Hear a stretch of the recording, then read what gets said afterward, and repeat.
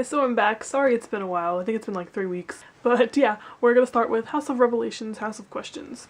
Okay, so first arc is with Katie and Eddie. So it starts where the other episode left off. They had found a key in Miss Denby's purse that looked exactly like KT's, but they can't take it because Miss Denby walks up and almost catches them just before they do try to take it. Plus it would have been kind of suspicious if it was just randomly gone, so they leave it there, but they just know in their head, like, okay, Mrs. Denby, something's wrong with her, something's up that she has this key. So they decide to spy on her, so they go to the gatehouse where she lives. They hide in the bushes and see her typing in the code to her house, so they know how to get in. Later that day, they type in the code, get in, and they start like snooping around, not really looking for anything in particular, but just trying to find something. And they end up finding a secret room that's upstairs, and they go through some other rooms inside the secret room, and they end up finding a door that actually is unlocked by KT's key, and this is the vision that Eddie had of them unlocking the door. So they find that door, they go in, and it's this room with this tank man, and it's really weird, it's really creepy, and they don't know what the heck is going on, and KT's getting really freaked out. Eddie's more so curious, like he wants to know exactly what's going on. But the room with the tank man is from another vision he had, so everything's kind of coming together for him, which is good. But they don't really find anything other than the creepy room, and they don't really know where to go from there, so they end up leaving, and they come back. And there's this funny moment with Jerome, because they walk in together, and they're all, like, frazzled or whatever, and Jerome's with Mara, and then Patricia's just there. He's just like, oh, I didn't know you two hooked up. I was dying. So funny. Patricia's, like, really mad. Of course, KT and Eddie are denying it. They're like, no, we were doing something else, talking about America, because they can't tell anyone, but yeah. That was good. Good stuff. Their kind of arc ends with KT talking to Eddie, like, hey, I know we've been doing a lot of stuff, and I know you like to confide in Fabian, but please don't tell anyone about my mission. This is my mission, not yours, so keep it a secret. And he's kind of like, okay. I'll be honest, I kind of didn't like their arc. I was kind of bored by it, because it was really, like, most of their arc was just them searching around Denby's house, and it wasn't really interesting to me. Yeah. So that was that. I enjoyed the rest of the episode more, as you will see. So, Sabuna arc. At the beginning, Fabian's still trying to decipher these hieroglyphs that Amber found, and he has no idea what they are. In one moment, with Joy, he suddenly has a revelation, like, oh, maybe it's a star map, so he goes to show them what he found out, and he can connect the pieces to make a constellation, but they still don't know what it means. Eventually he's able to figure out what it means in English, and they have this whole phrase, I don't remember the exact one, but they still don't know what exactly the phrase is even saying. It's like a riddle or a clue or something, so that's not even helping them. They're kind of stuck. Like I said before, Patricia got jealous of KT with Eddie, so then her jealousy leads her to start like snooping around her stuff and reading her diary, and while she's in her nightstand she finds KT's key, and that leads her to run to Sabuna and be like, hey, this key is really weird, and she shows Fabian, and it has the symbol that's also on the hieroglyphs, so they're really confused and like, okay, we can't trust KT, she might be working with Victor, because the symbol's also on the bracelet that Amber has, so they're like, this is not good. Actually though, I can tell you that the symbol on there is the actual Eye of Horus. Like, everyone knows this one, like on my necklace that Nina had on her necklace, but the actual Eye of Horus is actually facing this way, and it's got like this swirly symbol on there. That's what it looks like on the episodes. I don't know if they're actually going to call it the Eye of Horus in this series, but that's what it is. It's the actual Eye of Horus in Egypt. So, fun fact there. Their arc kind of ends with Fabian going to talk to Eddie in the same way that Katie talked to Eddie and was all like, hey, so all this Sabuna stuff that we're talking about and the Osirian stuff, don't bring it up to KT. He doesn't tell them about the key, but he's kind of just like, yeah, keep it on the down low. So Eddie's kind of just like, man, there are way too many secrets around here.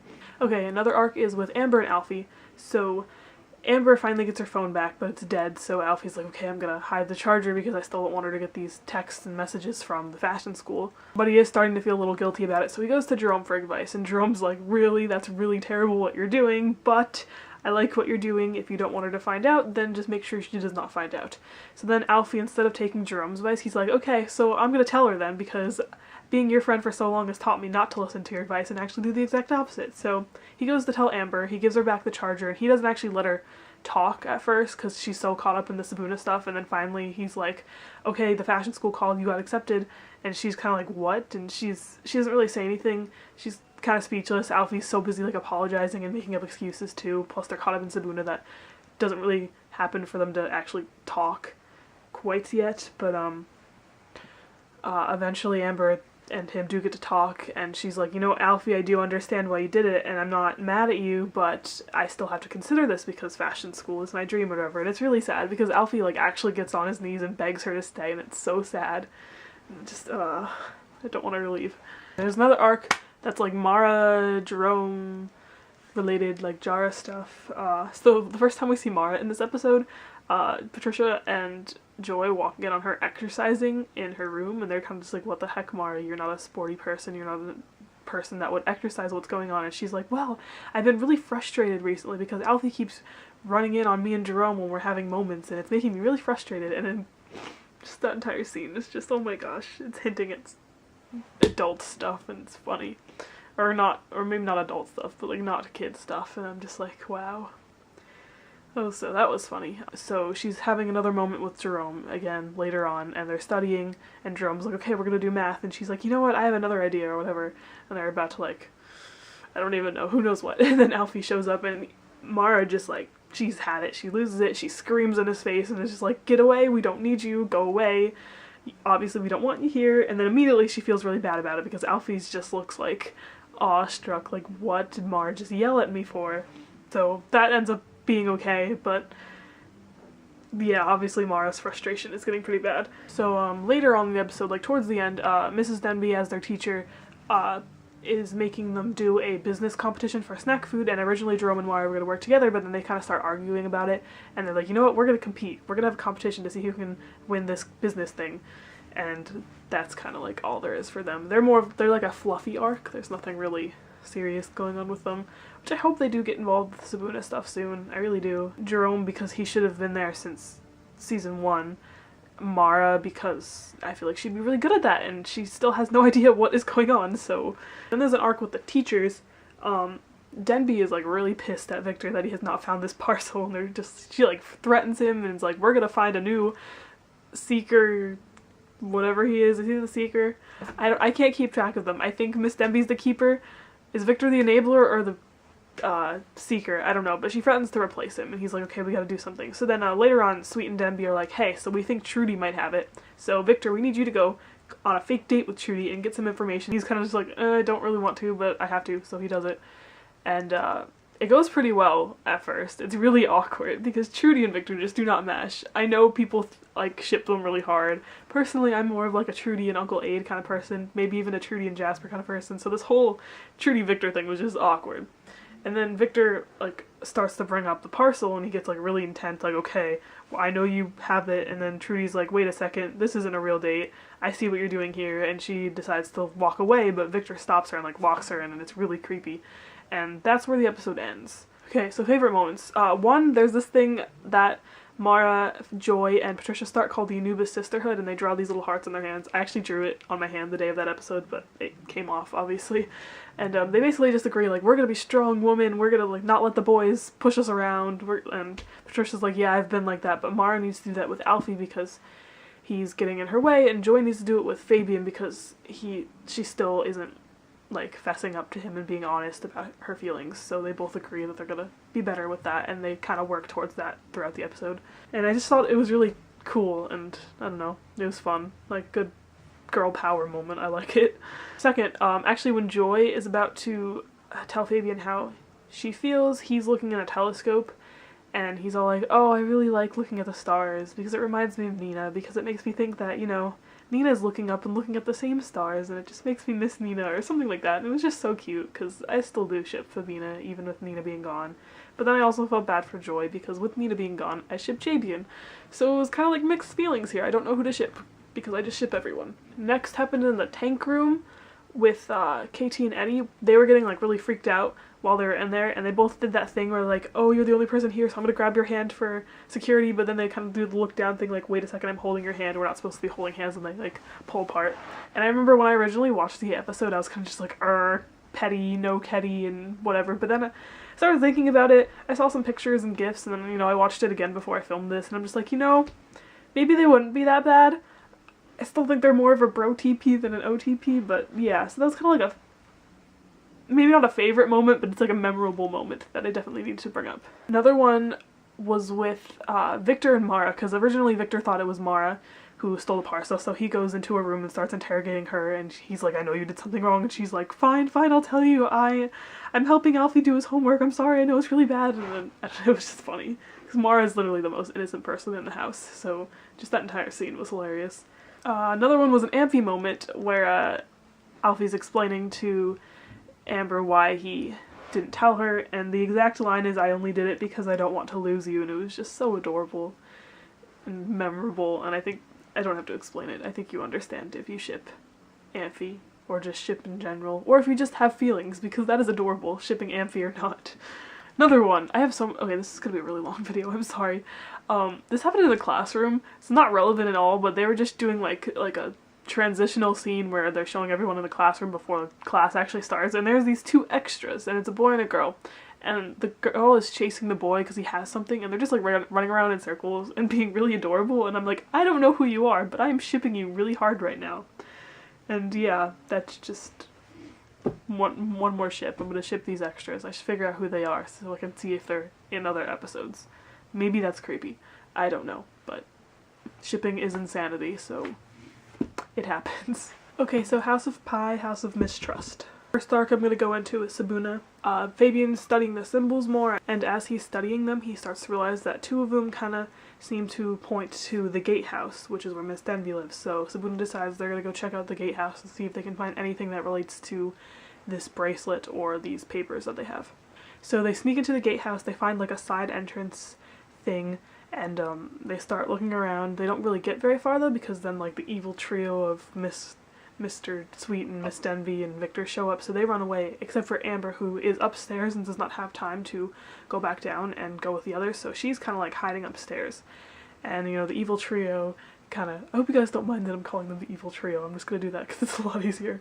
The evil trio goes to the tank room because they want to see what they're calling the sleeper, because I guess they're doing some ceremony where they're gonna wake him up, and that's what they're talking about. So they go to see him, and Amber decides like, oh well, this is a good opportunity to spy on them, so she follows them into this room, but she ends up getting trapped in there because when they leave she does not have time to get out before they close the door, so she's kind of trapped in there, and she's like panicking and freaking out because she's trapped in a room with like a dead guy, and it's like sad to watch. Like Anna did a really good job of playing scared Amber, because it's more than just like scared, it's like a really intense fear and probably like traumatizing, so that's really bad.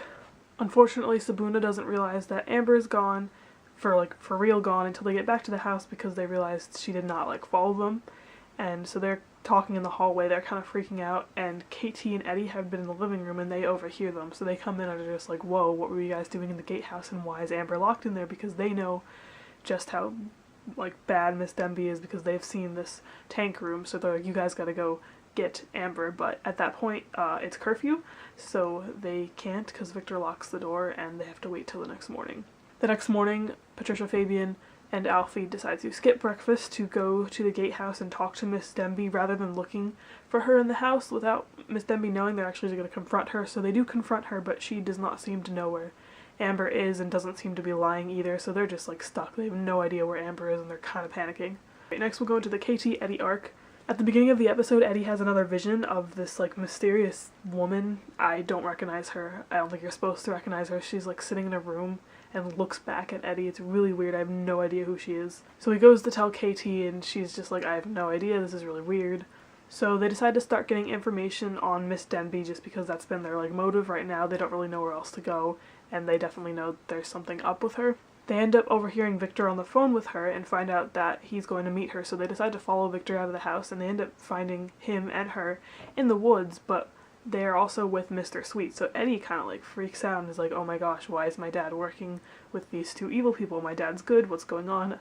I'm so confused. And he's kind of like in denial about it. He's like, no, my dad's not evil, and KT's trying to tell him like, you know, he's hanging around with these people, he might not be who you think he is, but Eddie keeps insisting like, no, Miss Denby's the evil one, we gotta focus on her, not my dad's fine. I just feel bad because obviously Mr. Sweet is a part of this, he always has been since season 1.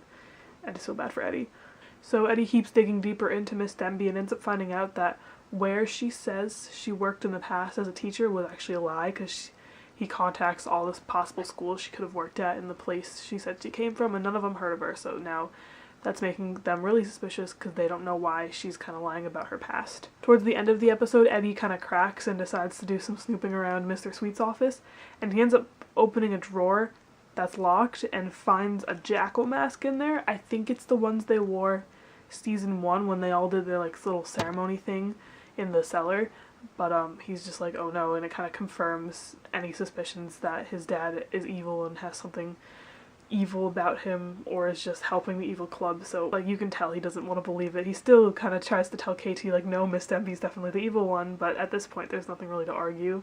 Another arc is there's this whole Jabian stuff that happened. Joy finally gets the courage to ask Fabian out, but he like rejects her, and it's like really harshly the way he rejects her, because I think he's kind of shocked. So his first response is just like no, and like really just like flat out no, not letting her down easy. And then he kind of gets softer about it because he realizes that he was being mean. But I feel terrible. Joy pretty much starts like, she looks like she's about to cry. She holds it in because she's at school, but you feel terrible for her. And then later on when Sabuna decides to go check out the gatehouse, she goes with them, but before they even go in, Joy decides to run off because she can't handle being with Fabian, and she makes up some excuse about homework. So she goes back to Anubis' house and is just sitting in her room bawling her eyes out, and it's terrible. It like breaks my heart. This like, I think I've never seen anyone else cry as much as Joy on a TV show. Like, no one else cries on this TV show except for Joy, who ironically is named Joy. So that's really sad. And then Willow comes in to try to comfort her, and like she just doesn't want to deal with anyone right now, and pretty much snaps in Willow's face, which is really sad because Willow's just trying to help, and she just wants to be friends with everyone in Anubis' house, and I feel bad, but I also feel bad for Joy at the same time.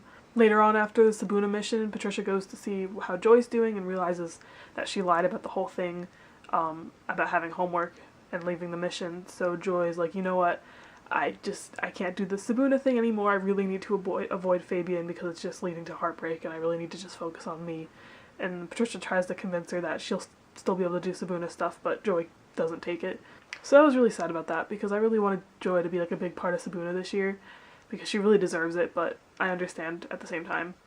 Then later on, Willow decides to confront Fabian about the whole thing because she actually overheard their conversation originally when Joy asked Fabian out, and she has a really good quote. I didn't write it down, but it was something about like, when someone gives you your heart, you can't drop it even if you didn't ask for it in the first place. So I was really like, it's very deep. Like, I love, Willow has the best quotes. So yeah, and Fabian just doesn't know what to say, and I think he feels bad.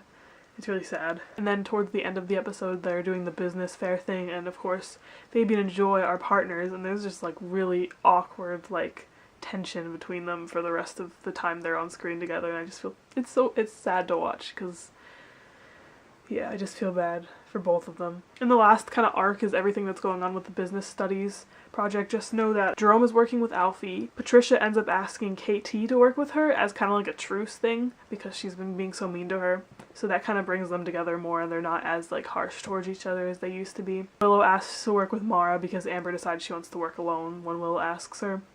And then Joy is working with Fabian. So Jerome and Mara are still kind of in their little competition thing to see who can have the best snack food and who can win the competition. And there's this one scene with Jerome where he pretty much has like a spaz attack in the kitchen. I don't know what he's doing. It's really weird. It's like, he seems insane. He pretty much seems insane, and even Mara tells because she walks in and just the look on her face when he's talking to her is pretty hilarious. The entire scene was just like weird and funny. But Jerome ends up finally coming up with his product, and when they're at the actual competition, he confides to Alfie that he's feeling really insecure about the fact that Mara is like this really smart and really successful girl, and he feels like he needs to prove his worth to her by winning. So he hatches up this plan where he's gonna go eat all of Mara and Willow's supplies, and I mean he's gonna pay for it fair and square, except he's gonna eat their entire stocks, and then they have nothing to be judged on, and therefore they automatically lose the contest. So he does this. He feels terrible after it because, I mean, not like mentally but like physically, because he ate like who knows how many vegetable bars, and his stomach is all weird. But then Mara finds out and pretty much flips out at him, and like she is yelling at him and does not want to deal with him and just like walks away, and then he's kind of starting to realize like maybe this was not a good idea. Okay, so favorite moments.